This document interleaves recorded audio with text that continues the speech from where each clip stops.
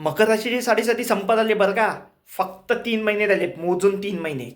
जानेवारी, February, March. 29 March 2025 रोजी मकर राशीची साडेसाती पूर्णतः संपणार आहे आणि मग मेष राशीची साडेसाती चालू होणार आहे. म्हणजे 29 मार्चला 2025ला मकरची साडेसाती संपली की मेषची चालू होईल. ती पुन्हा 7.5 वर्ष असणार आहे पुढे. आणि मग 29 मार्चला 2025 रोजी मकरची साडेसाती संपल्यानंतर मेष, कुंभ आणि मीन या ज्या 3 राशी या 3 राशीची साडेसाती सुरू असणार आहे. कुंभ राशीची 2028 पर्यंत आहे आणि मीन राशीची 2030 पर्यंत साडेसाती चालू राहणार आहे.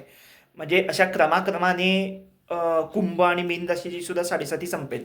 आता मकर राशीवाले सुटले, त्यांना काही टेन्शन नाही, त्यांची मार्च महिन्यात साडेसाती संपते. साडेसाती आहे म्हणून घाबरून जाऊ नका.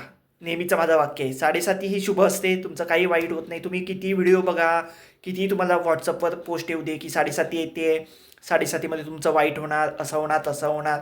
काही होत नाही, काही विश्वास ठेवू नका त्या गोष्टीवर. तुम्ही चांगली कर्म करा, सगळं काही चांगलं होणार आहे. All the best.